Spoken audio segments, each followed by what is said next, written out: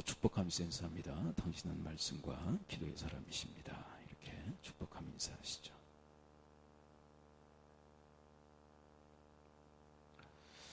오늘은 전주에 이어서 우리의 인생에 두려움이 임하는 이유에 대한 이야기를 본문은 말씀하고 있습니다. 지난주에는 어떤 그 원인에 대한 이야기는 하지 않았고요. 그냥 인생의 두려움에 대한 이야기를 하시죠. 두려워하지 말아라. 근데 원인에 대한 이야기는 실상은 8절까지의 내용을 보게 되면 나타나진 않아요.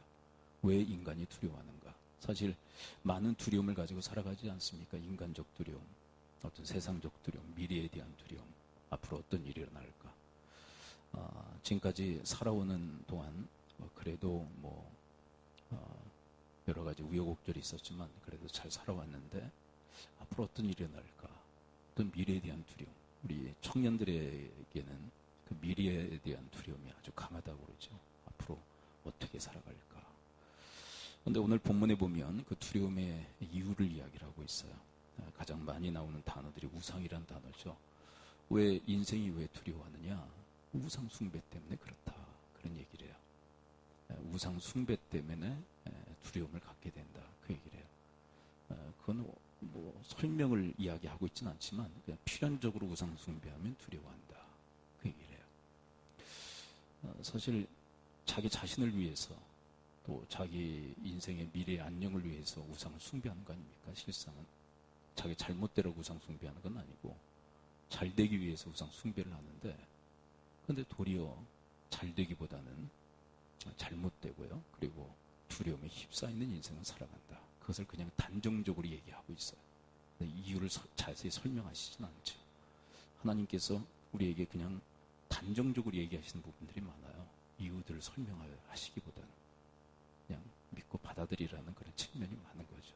내가 얘기하니까 그냥 나를 신뢰하고 믿고 받아들이기를 원하시는 거죠. 그래서 많은 설명을 요하시지 않는 경우들도 상당히 많습니다. 그런 측면에서 받아들일 필요가 있다고 생각을 해요. 자, 우상 숭배할 때 어떤 결과들이 있는가? 그 이야기부터 시작하죠. 9절 함께 한번 다시 한번 읽어볼까요? 우상 숭배의 결과, 우상을 만드는 것으로 이렇게 얘기하는데 만드는 거나 숭배하는 거나 다 똑같은 것이죠. 9절, 우상을 만들고 숭배하는 그 결과는 뭘까요? 9절 함께 읽어봅니다. 시작. 우상을 만든 자는 다 허망하도다. 그들이 원하는 것들은 무익한 것이오늘 그것들의 증인들은 보지도 못하며 알지도 못하니 그러므로 수치를 당하리라. 결국은 뭐라고 얘기해요? 수치를 당하게 된다. 근데 우상 숭배자들은 수치를 기대하면서 우상 숭배하는 건 아니잖아요. 근데 그들이 바라는 것은 결코 임하지 않는다는 거죠. 우상 숭배자들에게 도리어 수치가 임할 것이다. 그것을 계속 반복적으로 얘기하고 있는데요. 또 11절을 볼까요? 수치뿐만 아니라 두려워하는 인생이 된다. 11절 함께 읽어봅니다. 시작. 보라, 그와 같은 무리들이 다 수치를 당할 것이라. 그 대장장이들은 사람일 뿐이라. 그들이 다 모여 서서 두려워하며 함께 수치를 당할 것이라. 이게 수치를 당하고 또 뭣도 당한다고 얘기해요? 두려움도 당하게 된다. 그리고 그 우상을 만드는 것은 사람이지 이 우상이라는 그 신은 스스로 존재하는 것이 아니다. 사람이 만드는 신들에 불과하다. 그런 얘기를 해요. 그러면서 12절, 13절은 바로 그 우상을 만드는 사람에 대한 이야기를 하고 있죠. 자, 12절, 13절 함께 읽어봅니다. 사람이 우상을 만드는데 그 사람들이 도대체 뭐냐? 12절, 13절 함께 읽어봅니다. 시작. 철국은 철로 연장을 만들고 숯불로 일하며 망치를 가지고 그것을 만들며 그 힘센 팔로 그 일을 하나. 배가 고프면 기운이 없고 물을 마시지 아니하면 피로 아니라. 목국은 줄을 들여 재고 붓으로 긋고 대패로 밀고 곡선자로 그어 사람의 아름다움을 따라 사람의 모양을 만들어 집에 두게 하며. 그러니까 철공과 목공이 우상을 만드는 것이다. 사람이 만드는 것이다. 근데 여기서 이제 이야기하려고 하시는 게 있어요.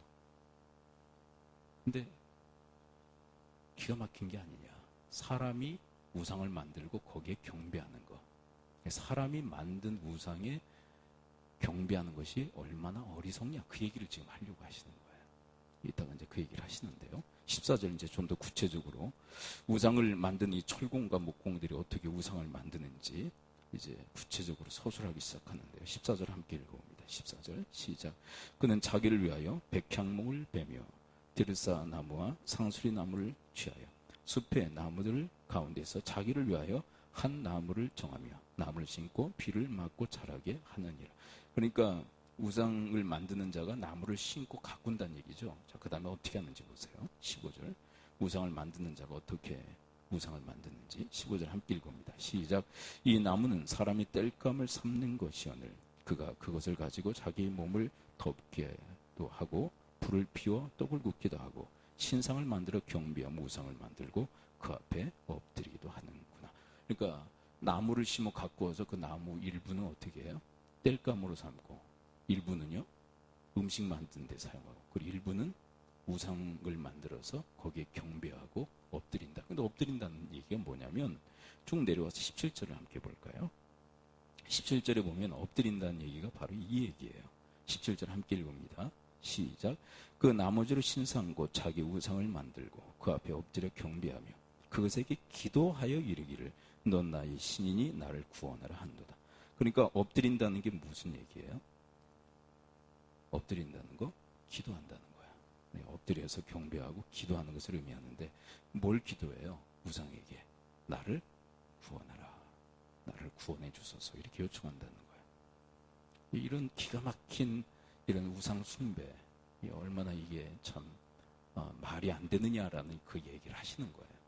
나무를 재배해서 일부는 땔감으로 일부는 음식 만드는 재료로 또 일부는 우상을 만들어서 경배하고 나를 구원하라 하는 이 모습이 얼마나 기가 막힌 그런 모습이냐. 그러면서 이렇게 얘기하세요. 18절에 들어가서 보게 되면 왜 이런 행동을 할까? 우상을 만들고 또 우상을 숭배하는 자들이 왜 이럴까? 18절 먼저 함께 읽어봅니다. 18절 함께 읽죠. 시작. 그들이 알지도 못하고 깨닫지도 못함은 그들의 눈이 가려서 보지 못하며 그들의 마음이 어두워져서 깨닫지 못함이니라. 그러니까 그들은 누구예요? 그들은 우상 숭배자들이에요. 근데 그들에 대해서 뭐라고 얘기해요? 알지 못하고 깨닫지도 못하고 그리고 눈이 가려 보지도 못하고 마음이 어두워서 깨닫지도 못한다. 그렇다면 이게 무슨 얘기일까요? 그래서 한마디로 어리석다라는 얘기예요. 따라서 봅니다. 어리석다. 그렇죠? 18절에서 하는 얘기는 이거예요. 왜 이 우상을 만들고 우상 숭배하는 자들이 왜 우상을 만들고 우상을 숭배하느냐? 어리석기 때문이다. 알지도 못하고 깨닫지도 못하고 눈이 가려서 보지도 못하고 마음이 어두워서 깨닫지도 못한다. 이건 뭐냐면 어리석기 때문에 그렇다. 그런 거예요. 어리석어서 이런 행동을 한다는 거예요. 그 다음에 19절을 또 들어가서 볼까요? 19절. 19절에 보면 18절은 이제 어리석다고 얘기하고요. 19절에서는 또 뭐라고 얘기할까요? 왜 이렇게 우상을 만들고 섬길까? 18절은 어리석다. 19절은 또 뭐라고 얘기하는지 한번 들어볼게요. 자, 19절 함께 읽습니다. 시작. 마음에 생각도 없고 지식도 없고 총명도 없으므로 내가 그것의 절반을 불사르고 또한 그 숯불 위에서 떡도 굽고 고기도 구워 먹었거늘 내가 어찌 그 나머지로 가증한 물건을 만들겠으며 내가 어찌 그 나무 토막 앞에 굴복하리요 말하지 아니하니. 그렇다면 19절은 무슨 얘기일까요? 왜 이런 행동을 할까? 왜 우상을 만들고 우상을 숭배할까? 18절에는 어리석기 때문에. 19절에서는 무슨 얘기를 하고 있어요? 마음에 생각도 없고 지식도 없고 총명도 없다. 이건 뭐가 없다는 얘기일까요?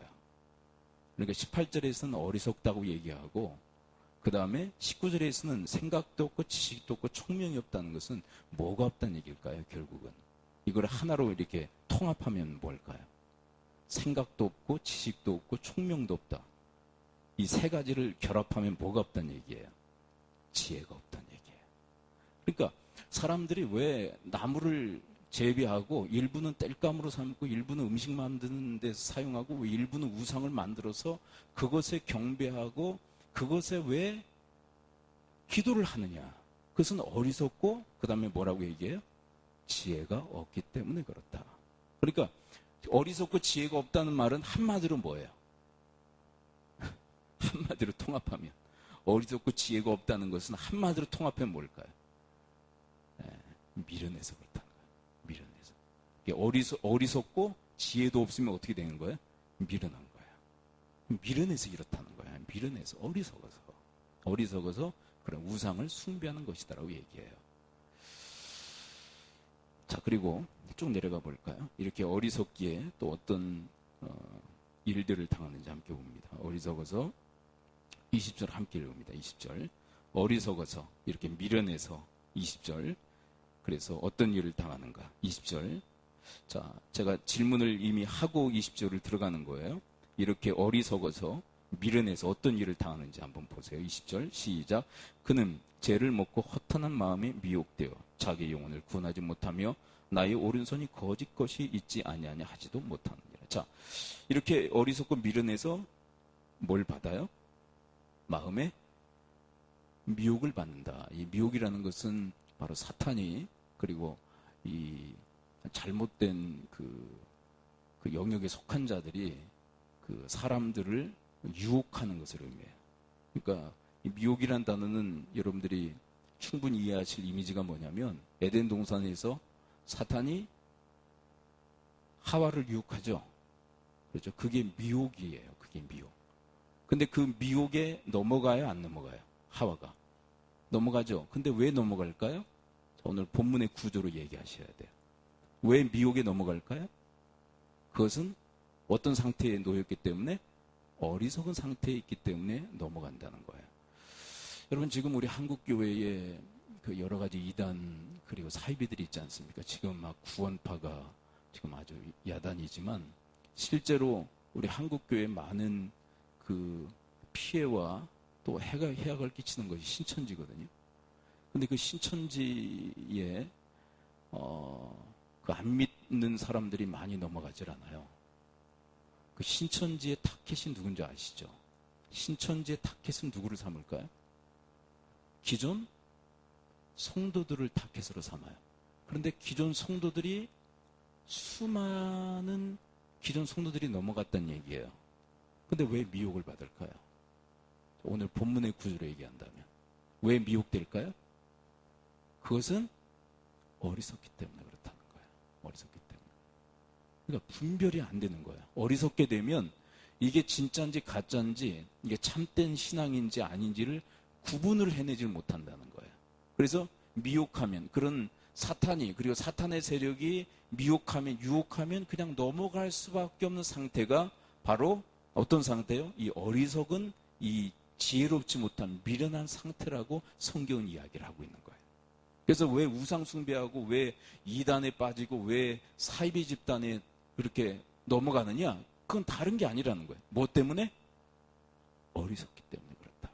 어리석기 때문에. 그러니까 이제 본문을 이제 정리를 한번 해보겠습니다. 우상 숭배자들은 왜 우상 숭배에 빠집니까? 왜 우상을 만들고 왜 우상 숭배에 빠지죠? 그 원인이 뭐예요? 저는 설명을 잘한다고 생각하는데 대답이 신동치가 않아요. 자, 우상을 만들고 우상을 숭배하는 자들은 왜 우상을 만들고 우상 숭배에 빠져요? 어리석기 때문에 맞아요. 어리석기 때문에. 그것을 이제 지혜롭지 못하기 때문에 이제 그렇게도 얘기하고 미련하기 때문에 그렇게도 얘기하고 어리석기 때문에 우상 숭배에 빠져요. 그러니까 어리석은 사람은 필연적으로 어디에 빠진다는 얘기예요? 우상 숭배에 빠져요. 이단에 빠지든지 이게 기존 신자들도 마찬가지. 기존 신자들도 어리석으면 이단에 빠지고 사이비에 빠지는 거예요. 우상 숭배, 이단, 사이비 다 어리석기 때문에 빠지는 거예요.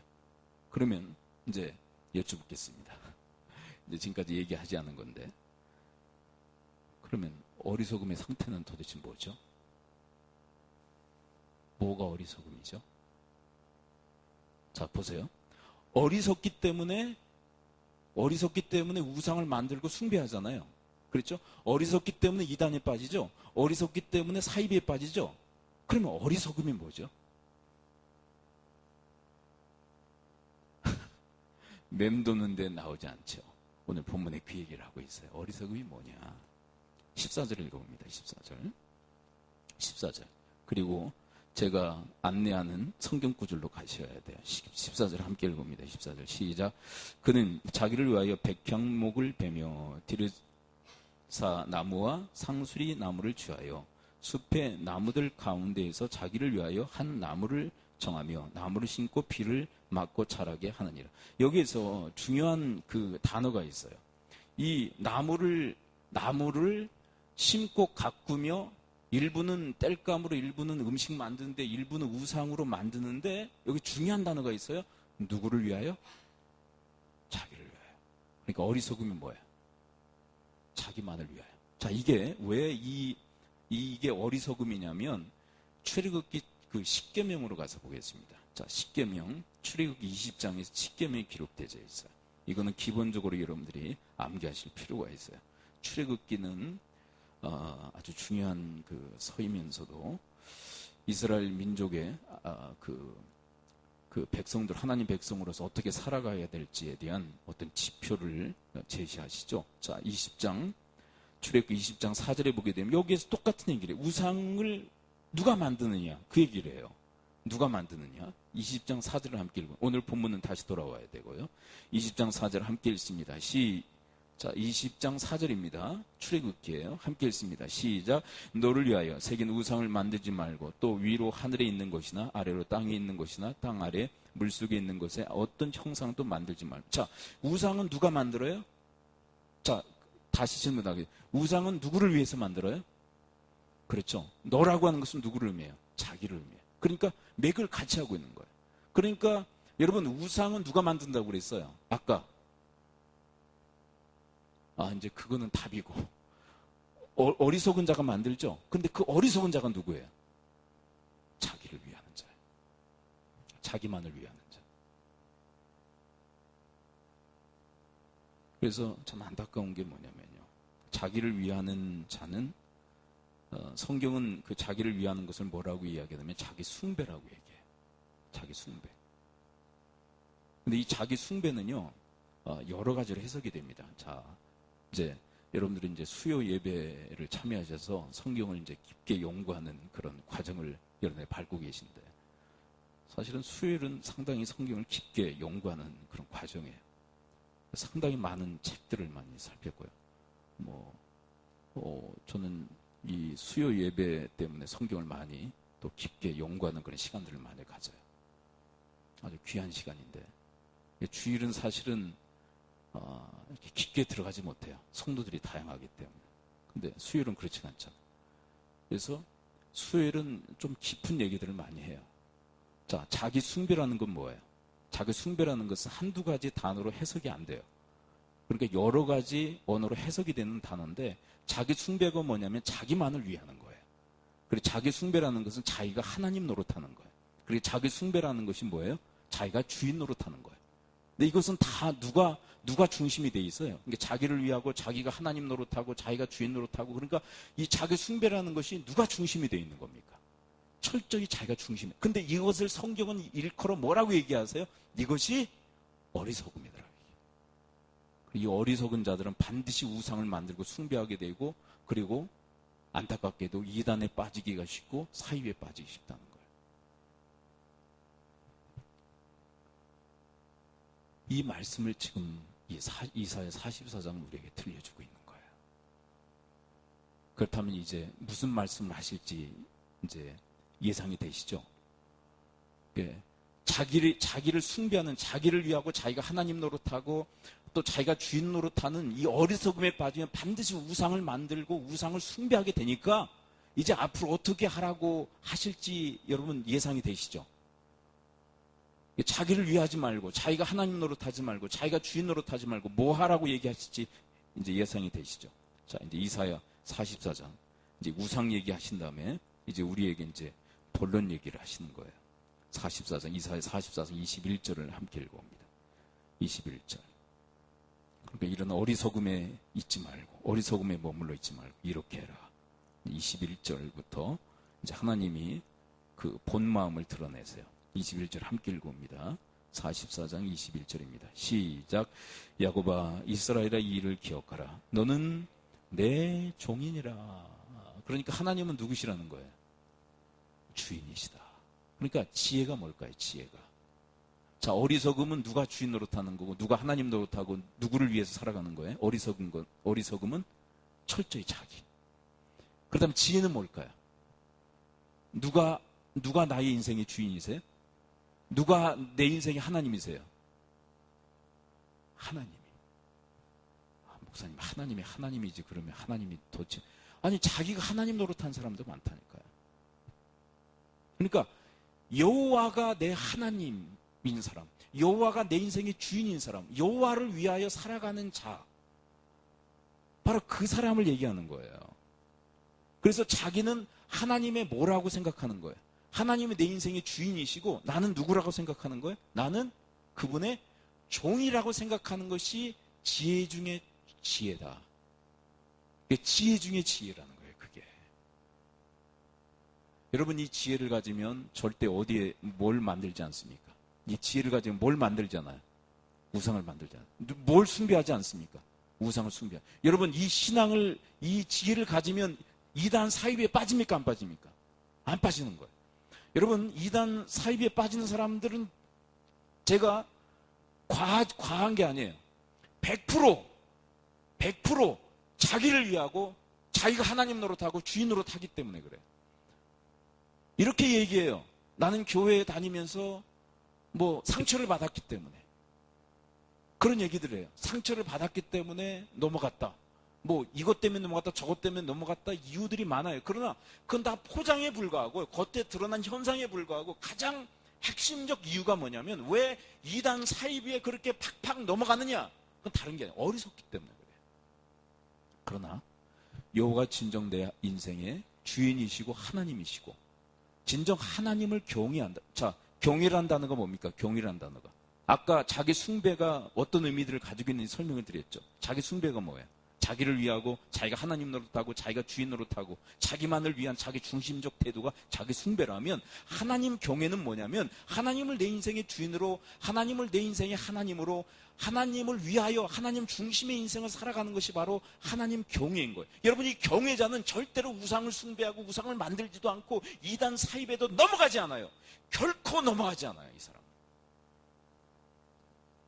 왜요? 그 사람은 지혜를 가지고 있기 때문에. 하나님 경외의 지혜를 가지고 있기 때문에. 여러분, 일평생 이 지혜를 가지고 살아갈 수 있게 되길 축원을 드립니다. 그런데 이 본문 21절로 23절에서, 특별히 21절과 22절에서 왜 하나님의 내 인생의 주인이며 내가 왜 그분의 종이냐, 그 이유를 설명해요. 21절에서 먼저 함께 읽어봅니다. 21절에서 이 이유 때문에. 여러분들의 눈으로 한번 찾아보세요. 21절 시작. 야곱아, 이스라엘아, 이 일을 기억하라. 넌 내 종이니라. 내가 너를 지었으니 넌 내 종이니라. 이스라엘, 너는 나에게 잊혀지지 아니하리라. 자, 우리가 왜 하나님의 종일까요? 왜 그분이 우리의 주인이실까요? 그분이 왜 우리의 하나님이시며 우리가 왜 그분을 경외하며 살아가야 될까요? 21절에서 무슨 이유를 들고 있어요? 너희들을 내가 만들었다. 그러니까 여러분, 우리가 하나님의 짐을 받았기 때문에 누가 주인이 되시는 게 마땅해요? 그분이. 왜 그분이 만드셨겠어요? 그 다음에 두 번째 22절 보세요. 22절에 두 번째 이유가 기록되어 있어요. 22절 함께 읽습니다. 시작.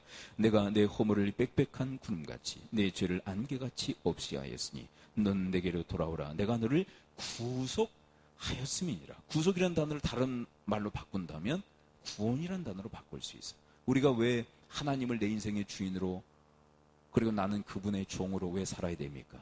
첫째는 그분이 지으셨기에, 두 번째 이유는요, 그분이 나를 죄악 가운데서 구원해 주셨기에. 믿으십니까? 이 신앙, 이 기본 골격을, 이 뼈대를, 이 근본을 가지고 있는 사람은 절대로 우상 숭배나 우상을 만들거나 이단과 사이비에 절대로 빠지는 일이 없다는 거예요. 왜요? 지혜를 가지고 있기 때문에. 여러분이 지혜로 여러분들의 일평생의 버추로 삼을 수 있게 되기를 축원을 드립니다. 이렇게 살아야 된다는 거예요. 그리고 또 23절에서 부원해서 이렇게 하나님을 내 인생의 주인으로, 하나님으로 경외하며 살아가는 우리에게 한 가지를 더 부탁하세요. 23절 함께 읽어봅니다.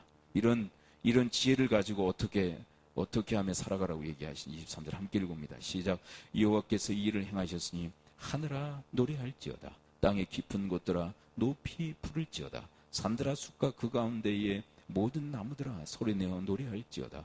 여호와께서 야곱을 구속하셨으니 이스라엘 중에 자기의 영광을 나타내실 것임이로다. 그러므로 우리는 어떻게 살아야 된다고요? 노래하며 찬양하며 살아야 된다. 그분은 내 인생의 하나님, 내 인생의 주인, 그분을 경외하며 그분을 찬양하며 그분만을 노래하며 그렇게 살아야 마땅하다고. 우상 숭배가 가당키냐 하냐고. 우상을 만들고 우상을 숭배하는 게 가당키냐 하냐고. 너희들이 하나님이 지으시고 하나님이 구속하시는데 어떻게 그렇게 살 수 있냐고. 그러면 안 된다. 하나님을 내 인생의 하나님 주인으로 모시고 그분만을 찬양하며 살 것을 우리에게 이야기를 하고 계세요. 여러분, 무엇보다도 여러분, 오늘 본문을 이제 정리하겠습니다. 어리석음은 뭐고 지혜가 뭔지 다시 한번 정의 내려고 우리 기도하겠습니다. 어리석음은 뭡니까? 이제 전문적 용어들을 쓰셔도 괜찮아요. 자기를 위하는 게 뭐예요? 통틀어서 자기 숭배. 자기 숭배자가 어리석은 자예요. 반드시 우상 숭배, 우상을 만들거나 또 이단과 사이비에 빠질 가능성 농후한 사람. 그럼 지혜는 뭡니까? 전문적 용어로 하나님 경외자. 그렇죠? 하나님을 주인으로, 하나님을 나의 하나님으로, 또 하나님 중심의 인생을 살아가는 자를 하나님 경외자라고 얘기해요. 이게 지혜다. 그런데 이거는 박 목사 얘기 아니라 성경에 나온 얘기잖아요. 그렇죠? 잠언서 9장 10절에서 여호와를 경외하는 것이 지혜의 근본이다. 그 얘기라고 해서 여호와를 경외하는 것 자체, 여호와를 나의 하나님, 내 인생의 주인으로 모시고 섬기는 것 자체가 지혜의 근본이다. 그럼 그 사람은 지혜의 덩어리인 거예요. 결코 이단 사이비에 절대로 빠지질 못해, 이 사람은. 그리고 이 사람은 절대로 우상을 만들거나 우상을 숭배하지 못하는 거예요. 본질 자체가. 여러분들이 그러므로 이 여호와 경외, 여호와를 나의 인생 주인, 나의 하나님 중심의 인생에 이 경외자의 이 지혜를 가지고 일평생 여러분들이 주님과 함께 살아갈 수 있게 되기를 축원을 드립니다. 기도하죠. 이 시간 우리 함께 말씀을 붙들고 기도하도록 하겠습니다.